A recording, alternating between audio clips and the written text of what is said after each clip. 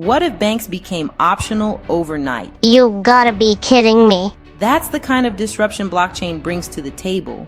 And if you're not paying attention, you might be left asking, when did all this happen? And no, you don't need to grow a beard or start drinking black coffee to understand it. Blockchain is a decentralized digital ledger. In plain English, it's a giant spreadsheet that lives on thousands of computers at once. No single owner, no shady backroom edits, just permanent, verifiable data etched into history. Basically, it's like Google Docs, but if it had a trust fund and a gym membership. Now, a lot of people think blockchain equals Bitcoin, and that's it. But saying blockchain is just for crypto is like saying the internet is just for email. That's like buying a smartphone and only using it as a flashlight.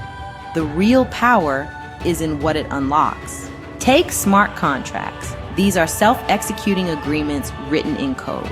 No lawyers, no middlemen. Just, if this happens, then do that. It's like the vending machine of digital transactions. Insert condition, receive result. No fine print, no awkward handshakes. Another reason you should care? Transparency. Every transaction on a blockchain is recorded publicly. It's the opposite of trust me, bro.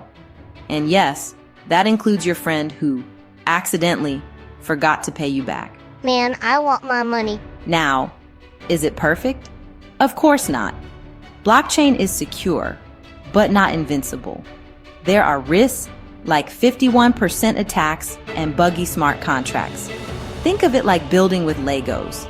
Sturdy if you know what you're doing, but also a painful surprise at 3 a.m. if you step on the wrong block. And then there's decentralization, the whole reason this works. Instead of trusting one central entity, the system spreads responsibility across the network. It's like a group project where no one can slack off because math is the strict teacher watching everything. Take a 1-second pause. If you're learning something new right now, hit the like button and subscribe so more people can find this video too. And let me know in the comments, what's the weirdest thing you've heard about blockchain? And here's the kicker. This technology removes gatekeepers. In finance, it means you don't need a bank to send or receive money. In supply chains, it means every product step is traceable. In healthcare, it means records can be both private and accessible when needed.